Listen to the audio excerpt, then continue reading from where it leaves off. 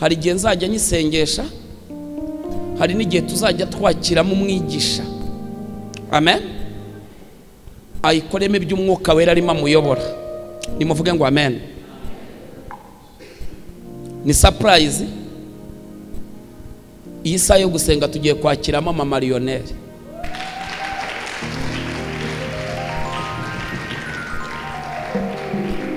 Uko umwuka wera amuyobora, yamuyobora gutangamo ubuhamya agasenga, yamuyobora kubwirizamo agasenga. Uko umwuka wera amuyobora aba ari kabikoreramo. Ariko mumenye ngo twinjiye mu isaha yitwa isaha yo kugira gute? Yo gusenga. Vuga ngo isaha yo gusenga. Kozi Imana John, turakwakiriye guturuka mu itorero rya Bethesda. Turakwishimiye kandi tunezerewe kubana nawe. Cynthia nawe turakwakiriye, Imana igumugisha. N'abandi bavandimwe baje nyuma bose turabakiriye, tubahaye ikaze. Uwiteka bahereze umugisha mwinshi cyane. Mama Lionel, tugukomeye amashyi mu izina rya Yesu Kristo. Utambuka tugiye kukwakira, urasubiza mikoro isaa 10. Umwuka wera twongere dukomere Imana amashyi menshi cyane. Ayo mashyi nimuyongera Imana ntacyo bitwaye.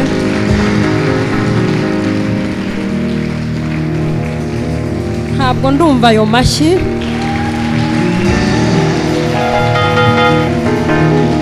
Iyahanitse ikirere ikadendeza inyanja ntihabwa amashyi.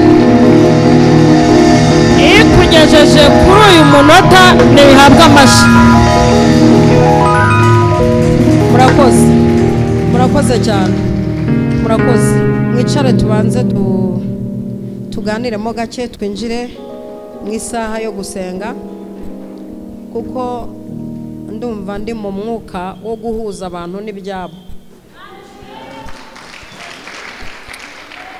Ni itegeko, ni itegeko, ni ibintu, ni itegeko. Ndumva ndi mu mavuta yo guhuza abantu n'ibyabo, kandi birakoreka. Hanyuma ndabanza nivuge umuntu mbonye bwa mbere. Nitwa Nyirabagenzi Alice, nzwi kuri Mama Lionel. Ndi umubyeyi, mfite umugabo n'abana 3. Ikiyongereyeho nshimiye Imana ingejeje hano. Imana ingejeje hano nihabwa icyubahiro. Imana ingejeje aha nihabwa icyubahiro. Indinze ikangeza kuri no tariki nihabwa icyubahiro.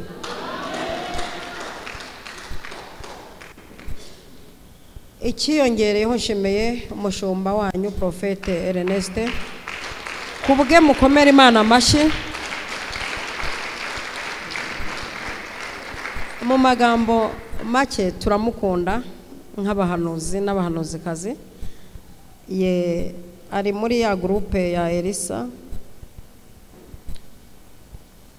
Ya groupe ya Elisa. Elisa muramuzi ko yari umuhanuzi uvuga ngo ejo nk'iki gihe indengo y'ifizaba igura shekeri 1. Ari muri yo groupe rero. Hanyuma twamwigiyeho byinshi, kandi turacyamwigiraho byinshi. Mu bintu mukundira cyambere ni umusirimu. Ujye nkunda abantu b'abasirimu. Umusirimu rwose. Rwose buriya mvugisha ukuri, numboreraho ukuri nta wundi mugore uzakubonana. Ni umusirimu rwose. Hanyuma agira ukwizera. Icyo kintu twakimwigiyeho. Agira ukwizera. Agira ukwizera kwinshi cyane, kandi yemera gukoreshwa n'Imana. Ntarobanura nk'aba banyamugi nyine bavuga ngo ndakira woroheje ukomeye mureke. Abantu bose arabakira. Rero jewe by'umwihariko namugireho umugisha. Mu gihe cyashize nahuye n'indwara y'uruhu. Uruhu rwanjye rurangirika nta mpamvu igaragara. Umuntu ambonye arambwira ati jya kwa muganga, reka nkurangira umudokiteri i Kanombe, niwe muntu uzakuvura ibyo bintu urwaye. ariko ibintu nabireba nanjye nkabona sise samahumane ni ibintu bibi, uruhu rwanjye rurangirika pe. Umuhanuzi arambwira ati Imana ivuze ko wahumanijwe n'abantu kugira ngo uve imbere y'abantu. Burya rero umuntu uzarwana intambara wo kugukura imbere y'abantu aba ari umugome, kuko twebwe ibintu Imana yadushyizemo n'ibiduhuza n'abantu, yadushyizemo ibintu by'abantu. Umuntu rero urwana intambara wo kugukura imbere y'abantu aba ari umugome, ariko keretse akanwa gacecekesheje. Ubundi reka nanababwira aba bantu bajya bagerageza gushaka no kutujyana imburagihe. Hari ikintu birengagije nshaka gutangaza muri iri teraniro. Muririmbyi yararirimbye aravuga ngo maze nintumirwa ngiye gupfa. Twe turatumirwa, mwabarozi mwe turatumirwa. Haba invitation y'igihugu cy'ijuru kikicara kikavuga kiti runaka aratumiwe, kandi nzagira ibyishimo, ntabwo nzagenda nyuze muri bomboni mu maserumo mu masonde, nzagira ibyishimo bitavugwa, nzabona ihirwe ngiye mu ijuru. Rero twe turatumirwa, ntabwo tugenda nk'abanyamwako. Iyo ijuru ribonye igihe cyo gutaha kigeze urataha. Twe rero turatumirwa, s'il vous plaît bagende gake.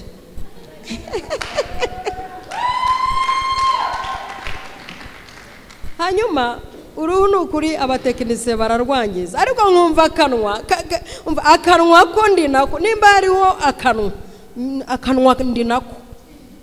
Kandi impamvu akanwa gahari mu bintu Imana yambwiye ko akanwa gashyizemo amagambo yayo.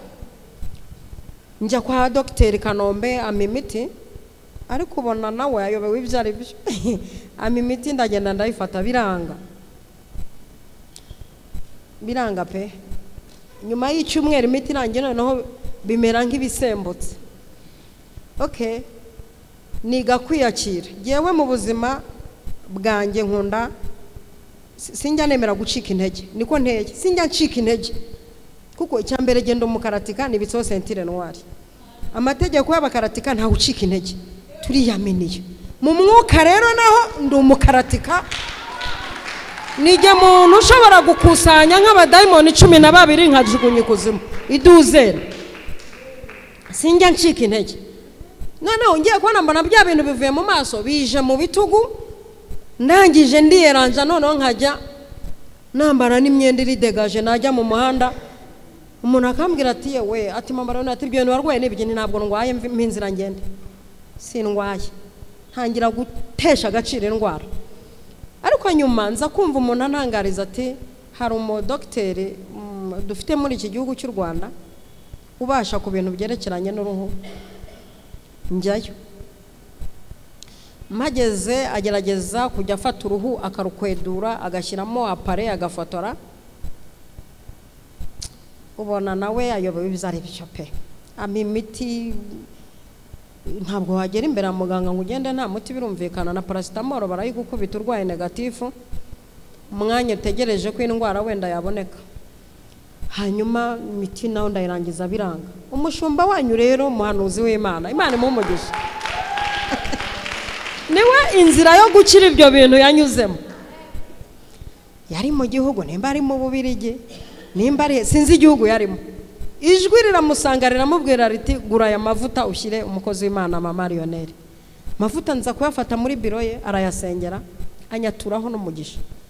Amavuta ndayisiga, indwara igenda nyibona,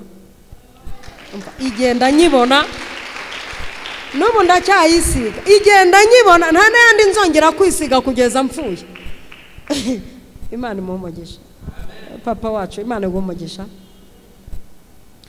Murakoze cyane. Reka tuganira amagambo y'Imana, twitegura isaha yo gusenga yageze. Tugiye gusengera muri aya magambo. Igitabo cya mbere cy'Abami igice cya 19, igitabo cya mbere cy'Abami igice ni cya 19. Turasoma duhere ku murongo wa 4.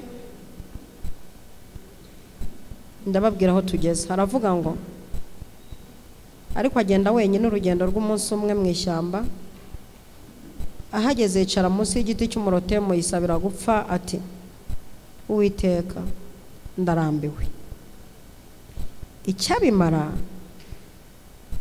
ni uko ubu wakuraho ubugingo bwanjye, kuko ntaruta ba sogokuruza ubwiza. Nuko yiryamira munsi y'icyo giti cy'umurotemu arasinzira.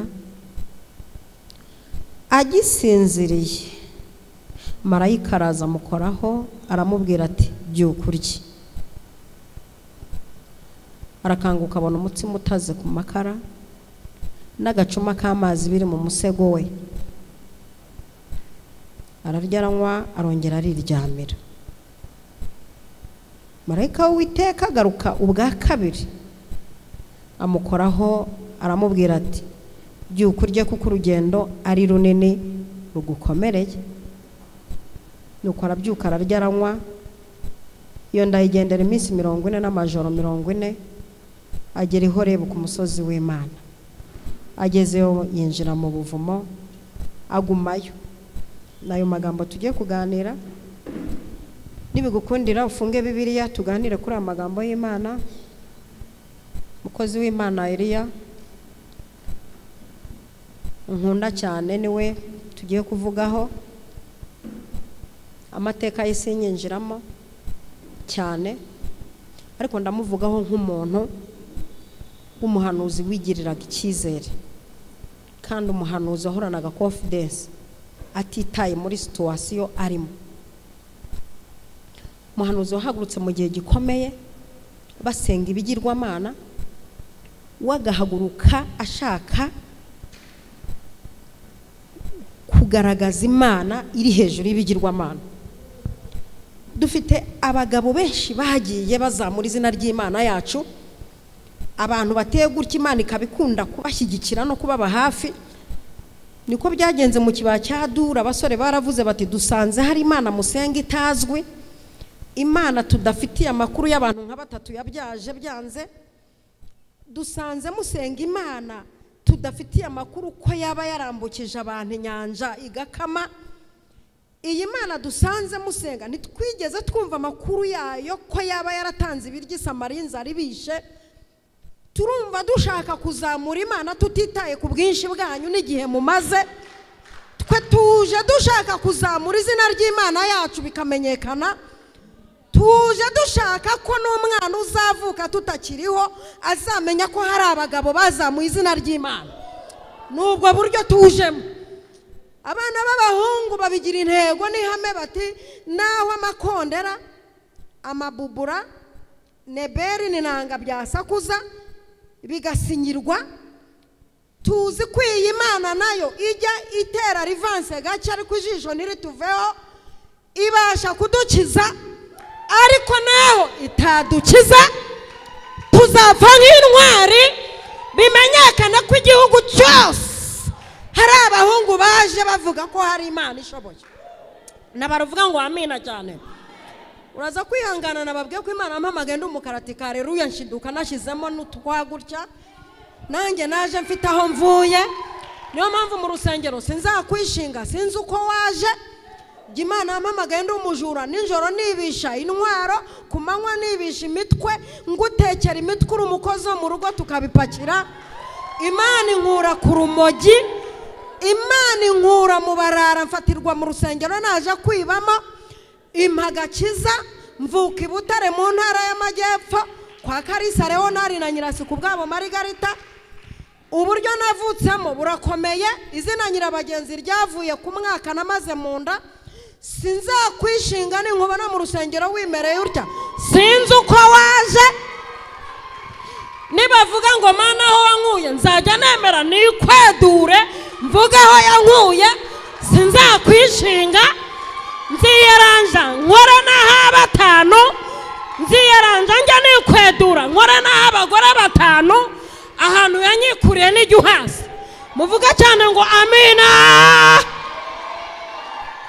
Abana b'abahungu bati twe ntabwo twishingiza inyama zikaranze zaterekerejwe abadayimoni.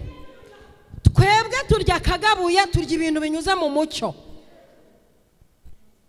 Haleluya cyane. Twebwe dufite uko tugenda, urumva? twebwe iyi Mana impamvu mubona twanayipfira tuyifiteho amakuru, kandi koko iyi Mana tuyifiteho amakuru. Imana yambyaje umurozi yaravuze ko nzapfa ntabyaye nkabyara. Imana yankuye kwa Karisa ngashaka, niryo Mugabe Jean Paul yarankoye nkamara imyaka 11 amutegereje, abarozi barambwiye ko ntazashaka. Iyi Mana nyifiteho amakuru, sinasanga aho bayisabya ngo mvuge, sinasanga aho batayisenga ngo matinde, sinahatinda. Buri muntu yamamaza umwami we, ngiye kwamamaza umwami wanjye muri iri terane. Muntu abara cyane muvuga ngo amina.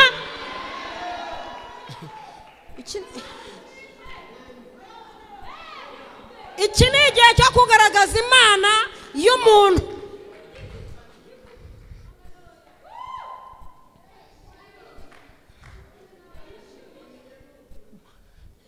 Muvuga ngo amina. Abana b'abahungu bageze ubwo babashyira mu rwobo rw'intare. Intare ntizabarya, zibinukirije zumva n'amasengesho n'ibishyimbo gusa, bari bamaze iminsi 10 babirya, barasinzira buraca. Igihe kiragera bati gahunda n'itanura. Bageze mu itanura basanga ushinzwe ibigeragezo, ushinzwe amatanura, ushinzwe abantu b'Imana, ushinzwe abahamije Imana, arimo arabakira. Yesu Kristo wakomotse mu rubyaro rwa Dawidi. Ubundi hari umuntu ushinzwe abantu bihebeye Imana, ni Yesu Kristo. Ni ushinzwe abantu bihebeye Imana, ni udushinzwe. Uyu mwami Yesaya yahanuye akamara imyaka 700 atabonetse, yarangiza akamanuka agasanga abera akababwira ati nimuhumure, uyu mwami muvuze nsize muhanuye azaza. Satani yarafasha abera bafungiranira ikuzimu, ahora babaza ati Imana yanyu muhora muvuga ubundi uwo mwami ari. Yesaya aravuga ati nimuhumure nsize muhanuye. Uyu mwami Simiyoni yateruye, yarangiza akavuga ati nsezerera mpfe, akamanuka akabwira abera ati nimuhumure nsize muteruye. Ibi biganza biramuteruye, uyu mwami arahari. Umwami Lazaro yabwiye abera ati nimuhumure, byara nampamagaye nzukiye Betaniya. Uyu mwami arahari. Uyu mwami wageze ikuzimu utagira ubwoba, agapfa Satani akagira ngo ibintu abigezeho, akamwambura imfunguzo agafungurira abera, akabazamukana i Yerusalemu, imfunguzo akazijyana. Uyu mwami arahari. Uyu rero niwe wari uri mu itanura ry'umuriro, aravuga ati bizanga byakunda. Nkurikije uko mumamije kuri tere nabumvaga, nkurikije uko mumamye abantu bareba naho batareba, nkurikije uburyo mwamamaje izina ryanjye, nkurikije uburyo mumvuze nkanezerwa, turi kumwe muri iri tanura ry'umuriro. Munyikirize ngo amina. Gitondo cya kare Nebukadinezari arazinduka ajya kureba, asanga abana b'abahungu bakanuye gutya nk'abanyamasengesho. Imana yanyu yabarenze ati yaturinze, ari wowe nta kintu twakoze, ari Imana yacu nta kintu twayicumuriye, uburinzi bw'Uwiteka buturiho. Barangije babazamuramo, atiriwe ateranye inama, ahita asinyira itegeko aravuga ngo umuntu utazasenga Imana y'aba bahungu azatemagurwe.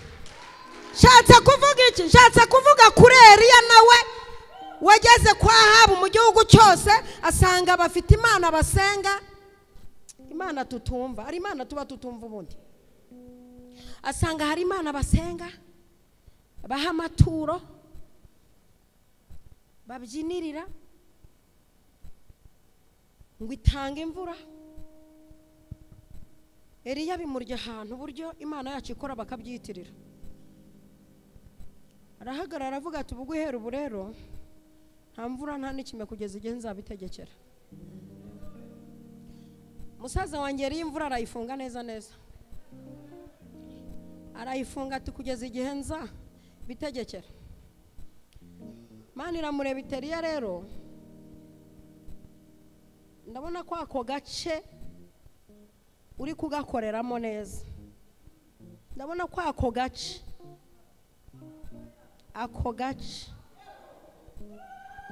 ako gace iyo karitsiye ndi mu ijuru ndi kubibona kuri kunyatakira, ndi kubona kuri gukora ibintu nagakoze mpari. None ubwo uri gukora ibintu nagakoze mpari, nanjye ndayifunze. Mvura n'ikimenda uko bivuze ndayifunze. None ikintu ngusaberiye kimara gukora ibi, aba bantu nubazi mbazi kukurusha narabarema. Hituboneza ugenda ahantu bita Ikereti ku Kagezi, aho nzagutungira kandi nzagutungisha inyama, nzatuma ibisiga unywa amazi y'akagezi, ubundi ugenda ushishe wumve. Eliya aragenda ku Kagezi, ibisiga bimutungirayo, Imana imutungirayo. Abantu Imana atungiye ku Kagezi ni muhumure, naho ka Kamiserafati hari icyakura. Mwebwe muhumure, mwebwe muhumure. Kandi umuntu wari ibiryo byo ku Kagezi, umuntu watungiwe ku Kagezi agira ibintu bimuranga. Icyambere, akora ibintu abantu badakora. Kabiri, ashobora ibintu abantu batinya. Gatatu, nta rugamba atinya niyo haba haza abahanuzi ba Shera. Kane, Imana igenda imushyigikira ku manywa na nijoro. Tera haleluya.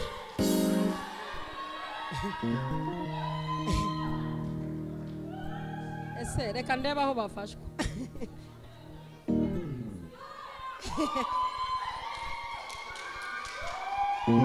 Haleluya.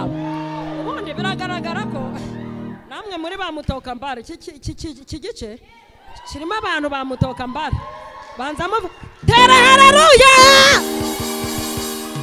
Imana mukubita cyitwa umutsima n'inyama, akajya arenzaho amazi y'akagezi, ariko muri wakumva ibintu bya irahari, izakorana nanjye, izantabara, izandengera. Akumva ahantu hose mu ngingo, ndamwumva mu ngingo, ndamwumva mu mugongo, ndamwumva mu birenge, ndikumva Imana izi. Muvuga ngo amina. Twavuye muri Guma mu Rugo bagira ngo twarafinini, naho nibwo turi kwaka kurushaho. Yeee!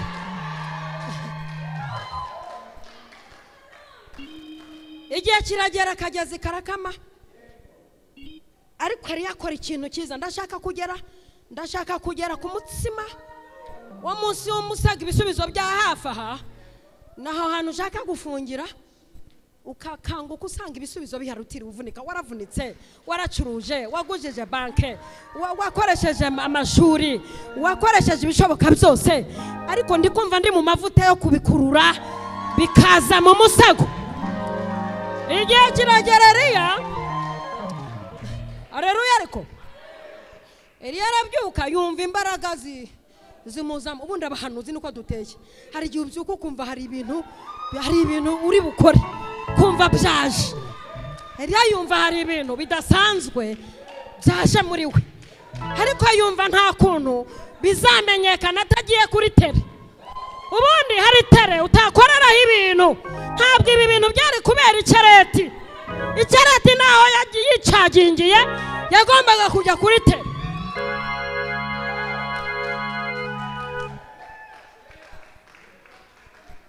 Arabyuka aravuga ati reka nge ntembere, ariko ndumva umutima umbwira ko ndi buhure n'umuntu untangira amakuru.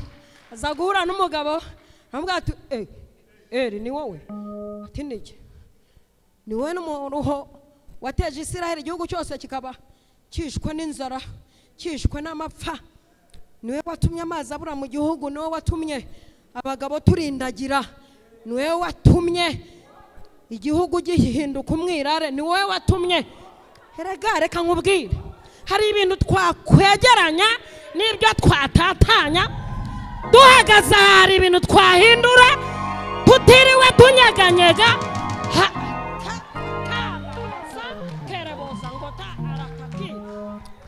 Ni wowe watumye n'abantu bo hejuru bacanganyukirwa bati ibintu bitewe na Eliya.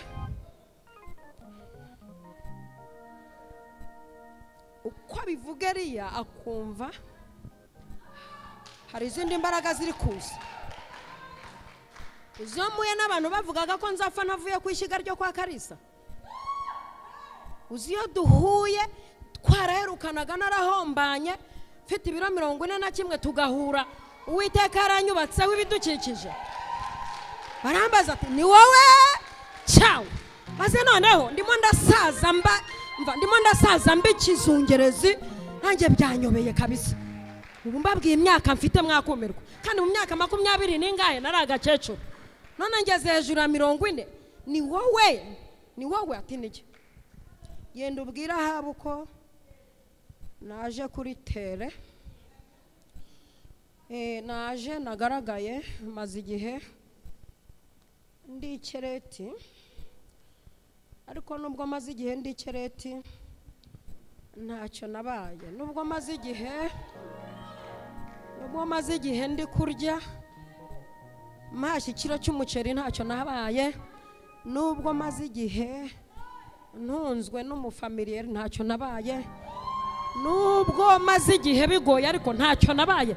Mu mwuka no mu mubiri ahantu hose ndumva nuzuye. Genda umubwira ko nabonetse ati wapi, ndakuzi nkurikije uko nkubona, nkurikije n'imbaraga ikurimo, nkurikije n'Imana yawe, nkurikije uburyo wafunze imvura ikabura, nkurikije uburyo wakamije ikime kigakama. Ntabwo nshobora gutunguka imbere y'abantu ngo mvuge ngo ndakubonye, nshobora kuza nkakubura bakanyica urubozo. Yari yarangije arijyana kuri tere avuga ati ibi ntabyo, hashize igihe mbona n'umwana wese ufashe irangamuntu y'igihugu ayoboka ibyo bigirwamana byanyu. None ndaje ndashaka ko tuva mu rungabangabo. Hano mu gihugu hari timu ivuga ngo Imana wo mu ijuru, indi kavuga Imana ya Ahabu. Ndashaka ko ibintu biva mu rungabangabo tukamenya Imana ikwiye gusengwa, tukamenya iyo twese dukurikira. Nicyo kintu nshaka. Mu cyiciro cya kabiri aza kugaragaza Imana nyamana. Noneho ndashaka ko kuri tere hakora jewe n'abo bahanuzi bawe tugahamagara Imana iri busubirisha umuriro. Iyo niyo twese tujya inyuma, twese tukayikurikira. Nange iyo nimuyihamagara ikamanura umuriro ndaca bugufi nyikurikire. Bati ibyo bintu byarubahirijwe. Abahanuzi ba Bayali baraza barakotsora. Isaha y'ikirengarenga iragera Imana yabo itaje, maze Eliya arababwira ati mubererekere data wa twese azakore. Mubererekere iyambukije Abisiraheli Farawo agacanganyukirwa bamaze kugwa mu nyanja. Mubererekere Imana yahaye umukecuru Sara umwana. Mubererekere Imana yahaye Hana umwana Penina Kajomo. Mubererekere Imana yahaye amamariyoneri urubyaro baravuze ko azafata byashya. Mubererekere Imana ikiza indwara zananiranye. Muyibererekere. Eliya asana igicaniro basukamo umuriro aka gatatu, bifite icyo bisobanuye. Eliya ntiyigeze areba ku bicaniro no ku bahanuzi n'amasaha yashize n'abaje kera. No, ntabwo yigeze areba tera korera. Ubundi hari abahungu bakoze batiriwe bakandagira ku gatuti bagaca ku muryango w'urusengero bati feza n'izabu ntacyo dufite, haguruka ugende. Hari abataka bakoze batiriwe. Arangije ngo ararara amareba hejuru, yasenze amagambo atagera kuri 25. Aravuga ati nyumvira bimenyekane muri aba bantu, bimenyekane ko wandoze ko ntazabyara ntwite abimenye. Bimenyekane ko wavuze ko nzapfa ntakize munyureho nkaraga 0 kilometero. Bimenyekane ko twasenze Imana barimo bikoza hirya no hino, bimenyekane ko hari Imana twaraye imbere, tuyivuga mu mazina ba Dawidi batavuze. Bimenyekane ko hari Imana twiringiye tukarara hanze tukanakubitwa. Bimenyekane ko bimenyekane ngo ako kanya umuriro uramanuka mu kinyabupfura cyiza utwika igitambo. Eliya arangije ahindukirana abahanuzi ba Bayali akajya abakubita hasi abageza abatogoza ku kagezi Kishoni. Ku kagezi Kishoni Profete Ernest azagasobanura yarahageze uburyo yabatogozaga akabamanura hepfo y'abarapfa. Biza kumenyekana mu gihugu hose ko Eliya yisha abahanuzi ba Bayali. Shaka kugera ku ijambo twasomye. Yezebeli arabimenya.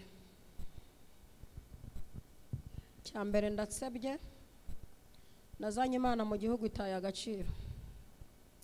Hari abantu bageze kuri 4 bagiye gusebera imbere yawe, bafashe ijambo baraseba. Ni muri uku kwezi kwa gatandatu, ntabwo ari ukwa karindwi. Cyambere jewe nk'umuntu ukaze ndasebye. Hari ibintu tutirirwa dupapira. Igihe cyo guhangana na bene abo bantu twarakirenze. Tugeze mu gihe cyo kubaca imbaraga duhagaze aha. Nimba ari nibyo bavanye Nigeria tukabicira intege aha. Hari ibintu tutirirwa dushakisha. Cyambere ndasebye mu gihugu iyi Mana itaye agaciro, ndasebye. Kabiri, umugabo umwe gusa akoze ikintu cyanditswe kimenyekanye, abahanuzi banjye arabishe, abapfumu banjye, itimu yanjye arayishe, ankuyeho amaboko. Wakwihangana timu ikurwanya tukayikuraho amaboko muri isaha yo gusenga? Ibi mvuga ndabizi ni ibintu nzi ntajya nshakisha. Gatatu, icyo ngiye gukora, ngiye gutangaza itangazo mbere yuko niceriye. Ndabanza mutangariza itangazo. Ntabwo mwica mutunguye. Ndabanza nkoresha icyitwa iterabwoba. Nimara gukoresha iterabwoba arapfa yabanje gupfa mbere yo gupfa.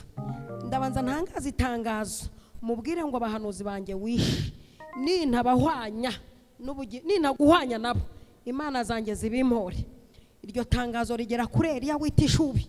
Eliya w'itishubi agira ubwoba bwinshi, agira ihungabana ryinshi. Tiri jambo uyu mugore avuze nkurikije uko arivuze n'abatumye n'imbaraga biriherekeje ko biri kose nshobora gupfa, ariko kugira ngo mpfe cyenyeje, aho kugira ngo mpfe naravuze Imana, aho kugira ngo mpfe narasangiye muri uru rusengero, aho kugira ngo mpfe nararapese, aho kugira ngo mpfe naravuze ko yera, aho kugira ngo mpfe naravuze kugira neza, aho kugira ngo mpfe naravuze kwitabara, aho kugira ngo nicwe n'umugore utarya igaburo buri kwezi, umugore utaratanze icya 10 n'amaturo, aho kugira ngo mpfe cyenyeje. Reka nkwereke. Ahita kinagira ajya munsi y'igiti cy'umurotema aravuga ati ibyiza nuko nagwaho, ngafata amenya aho nguye, ngafata amenya icyanyishe, nkapfa bitamuturutseho. Basa akazumva narapfuye ariko ntamenye ikinyishe. Imana uko irebereye muri urwo rugendo ikamurebera mu mirimo yakoze mbere y'iryo tangazo. Ntabara cyane uvuga ngo amina. Imana yarebereye ikamurebera mu mirimo yakoze mbere y'uko agera kuri uwo munsi wo kubwirwa amagambo. Eliya aragenda aryama munsi y'igiti cy'umurotemu. Bibiliya iravuga ngo aranasinzira. Niko abantu b'Imana twumvise ijwi tumera. Nta byago byantera ubwoba yambereye ubuhungiro. Haleluya. Umwami ni igitare gikomeye, gikomeye, gikomeye. Umwami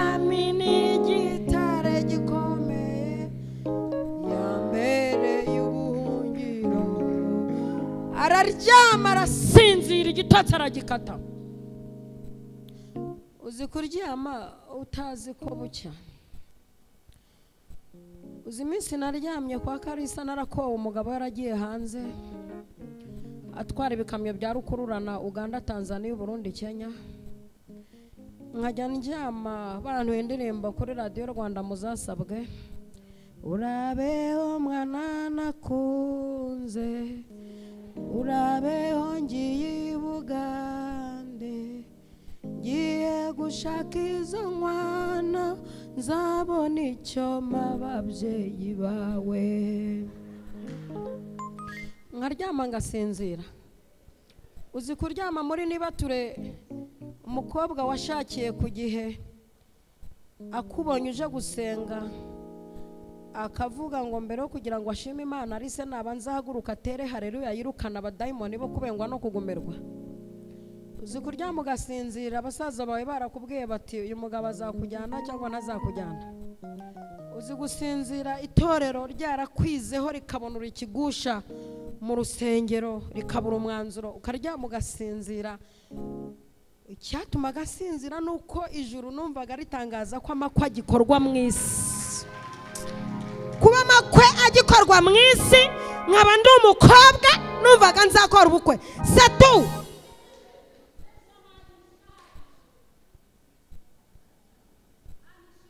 kuba amakwe akibaho ntihazagira umuntu ukubwira ngo wasaje. Amakwe aracyariho. Setu kuba banke zigikora ntihazagira umuntu ukubwira ngo uzapfa udakize. Amafaranga arahari. Setu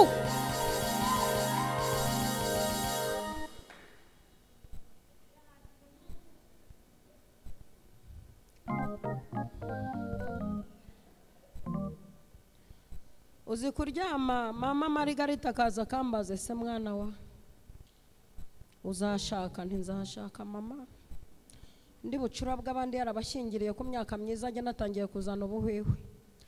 Niyo ndyamye numva Imana imbwira ko izampa urugo rwiza, kandi nige mwana uzakira mu bo wabyaye, nige uzajya ukuzanira igitenge cyiza, ni nanjye uzajya uza kugusura nashyize ibyo kurya mu butu y'imodoka, ni nanjye uzakiza imiryango, ni jyewe mukobwa uzaba icyogere mu bakobwa, ni jyewe uzajya ujya gutara utwana two mu miryango aho turi nkajya nurihira tukareka kubaza mayibobo. Ibyo mvuga kandi byose ndabikora. Ni jyewe uzajya umenya ko mukeneye matera zinepa cyangwa zitanepa, ubukire mutabonye ni jyewe bwesitayemo. Nabivuga nkumva biri kunyinjiramo, ibintu abarakora tuvuga bitwinjiramo, icyo uzaba cyukivuze kikwinjiramo. Dawidi yajyaga avuga ati jye sinzapfa, ako kanya urupfu rukavamo, nzarama ako kanya karama, kugira ngo ntekerereze abantu imirimo Uwiteka yagiye akora. Sema cyane ngo amina. Uzi ko Dawidi yabyukaga kumva ameze nk'umusozi, hafata biringi Uwiteka tumeze nk'umusozi utabashika kunyeganyega, ahubwo uhora uhamye iteka byose.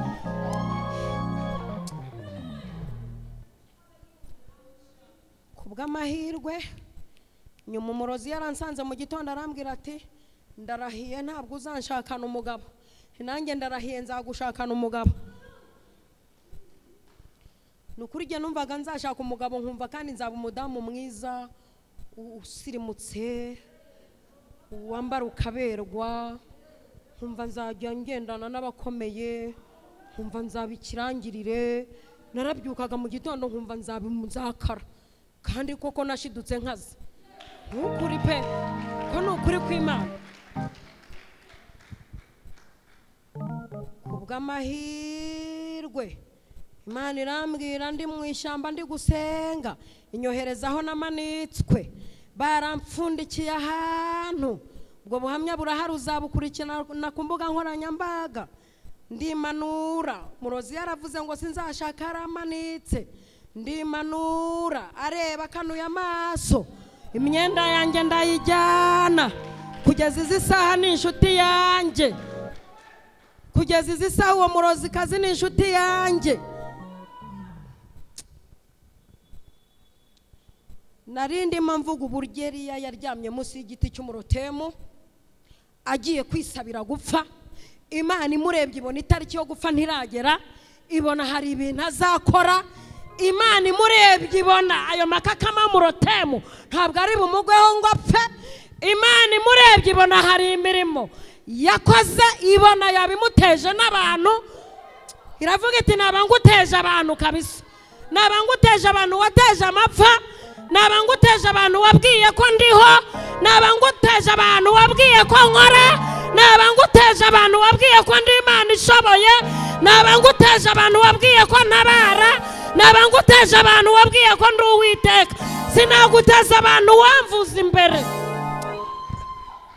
Haleluya! Sinaguteza abo bantu. Maze marayika ushinzwe iminiho umuzamukana amagambo tutavuze akajya kugorora nayo twagoretse. Umwuka utunihira iminiho azamura amasengesho ya Eliya, atangira kuyagorora. Burya ntabwo yasabye gupfa, ni inzara imuvugishije. Aramutse abonye ibiryo ko tumuzeriye, aramutse abonye icyo kurya n'icyo kunywa agashira inzara, aramutse abonye ubutabazi bwihuse yakora imyaka myinshi. Aramutse niwe tugiye gusengera, naha tugiye gusengera hari ibintu ugomba kubona kugira ngo ukore igihe kirekire. Hari impamvu Imana izanye kuri ino tariki, uzagendera imyaka 40. Haleluya cyane. Marayika yoherezwa ikubagaho, ijuru rimwohereza ikubagaho. Araza akomeriya mu mbavu, aramubwira ati byuka. Iryo jambo ribanza ubundi niryo jambo Imana ibanza iramanza ikakubyutsa, ukabaduka, ukaduka, ukamenyekana, ukabanza ukabyuka pe, ukajya muri pozisiyo, ukajya muri pozisiyo. Haleluya cyane. Numara kubyuka urye kandi unywe. Eliya ahita amenya ko munsi y'umusego haje ubutabazi ko munsi y'umusego. Arangije abona umutsima utaze ku makara. Imana izi ibintu byiza. Abona n'agacuma k'amazi aranywa. Amaze kunywa ashira inzara. Donc ashira inzara. Nukuri ashira inzara. Ubutabazi bwo mu musego hafi aho. Wagerageje kujya mu ntara biranga, ugerageza kujya hanze y'igihugu biranga, ugerageza iburyo biranga, ugerageza ibumoso biranga. Tugiye kugusengera isengesho ribyigiza hafi. Tutapekere bosankotala bo sherekere bosandotaya. Abahanuza akanwa k'abahanuzi ndakazi, mbaraga z'akanwa ndakazi. Munsi umwe Yesu yabwiye impumyi ngo Gisirowamu agira ngo akijijwe n'icyondo, yarakijijwe n'imbaraga z'akanwa. Akanwa ntabwo yari yishwe ntabwo yari yatishwe n'ibuye, yishwe n'akanwa kavuze ngo ndakwica, nguteye mu izina ry'Uwiteka Imana Nyiringabo wasuzuguye. Akanwa. Ndumva tugiye gukurura ibintu byari hirya cyane tukabizana mu musego. Mu musego nta kwirirwa gutega ujya mu ntara. Data we igihe cyageze kugira ngo ibintu bikwegere.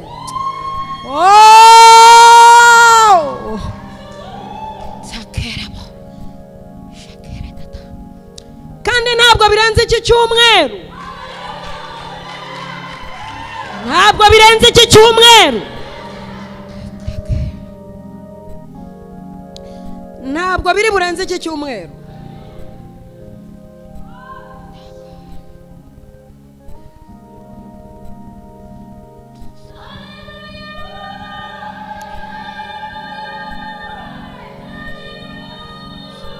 Iyo ibintu biri hafi ndabyumva, niyo biri kure ndabyumva. ntabwo ndi umuhanuzi uhanura ibintu bya kera, ndi kubikoza imitwe y'intoki.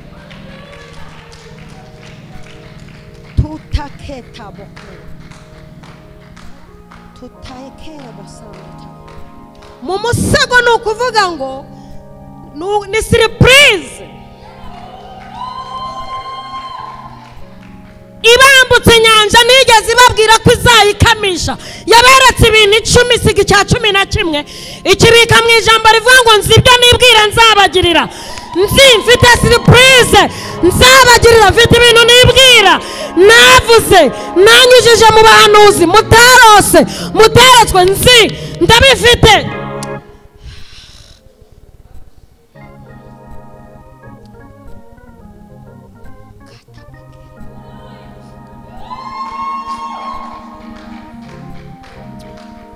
Ndikumva umwuka ukurura ibintu waje, ndikumva umwuka wa sumaku wegereza ibintu abana b'Imana waje, ndikumva yo wasanze agiye gukorera muri iri teraniro.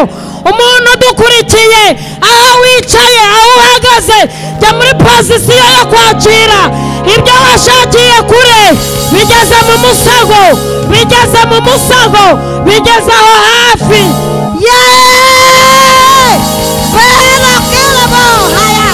Bigeze hafi, ibyo washakiye kure bigeze hafi. Vana amaso kuri nyogosenge, byaje mu musego. Vana amaso kuri bana wanyu bari i Burayi, byaje bigeze mu musego. Utayekerebo kutake sherekerebo sango. Bupfuye kenshi ubukwe, ariko umusore ageze hafi aha, wimurebera kurara aha hafi. Mana Nyiringabo yababa we, byaje hafi. Fasha kwakira iby'Imana izanye uvuga ngo amena. Ngo arangije arasinzira, asinziriye binyibutsa umunsi Ezekiya avuga ati nibyo itangazo ry'umuhanuzi rivuga ko mpfuye rimaze gutangazwa, ariko nubwo ritangajwe ndi guhindukira nkabona inyundo yitwa Kinube yakoze, ndi kureba nkabona amaboko yanjye yarakoze, ndi kureba nkabona nakoze aho bareba naho batareba, ndi kureba nkabona kuri make yanjye narakoze, ndi kureba nkabona hari ibiganza byanjye byakoze, kandi ndi kureba nkabona hari n'ibindi nzakora. Imana ibwira umuhanuzi iti subirayo mubwire ngo nongeyeho imyaka ntagipfuye, cyatumye udapfa gitangariza ko ibisubizo byawe bigeze mu musego. Icyatumye udakenyuka kibwira ko ibisubizo bigusanze mu musego. Icyatumye udasaba gitangariza ko ibisubizo bigeze ahangaha mu musego. Icyatumye udasaba kuri iriya tariki gitangariza ko ibisubizo byageze mu musego. Uwakwirukanye kuri kariya kazi mubwire ko akazi keza kageze mu musego. Uwakubwiye ko ntacyo uzageraho mubwire ko bigeze mu musego. Tera haleluya cyane.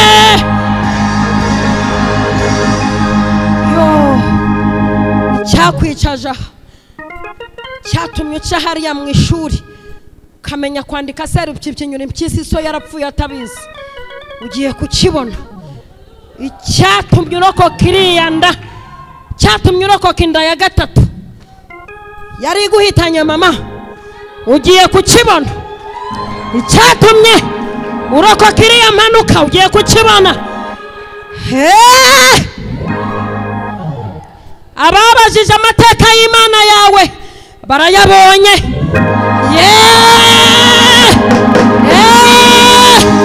Tapakira bosa. Hari umuntu werutse kumbwira ashaka kumenasa, nambwira ngo ariko muri wowe abantu zibikige ngo mwatewe n'amagambo ngo yo kubwira abantu ngo irakoze, ngo irabirangije, ngo irabikoze. None se bundi rekana nabazi nudukurikiye ujye ugira bene ibintu by'ingingimira nk'ibyo ngibyo by'amagambo ntaza ahantu asoma muri Bibiliya ntaho yanditse.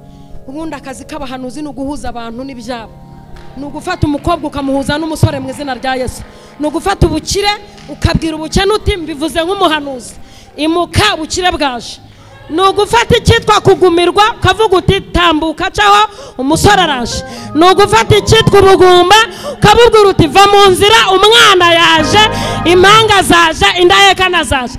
twahamagawe nk'abahanuzi bahuza abantu n'ibyabo. Muhamagaro wa Elisa yajyaga agera ahantu ibintu bikaba, yajyaga agera ahantu amazi akaryoha yaruraga. Mushumba, mavuta yawe ndayemera, tugiye gusengera abantu isengesho ritarara mu nzira. Mu cyubahiro cyawe haguruka uze duhuza abantu n'ibyabo. Tugiye guhuza abantu n'ibyabo.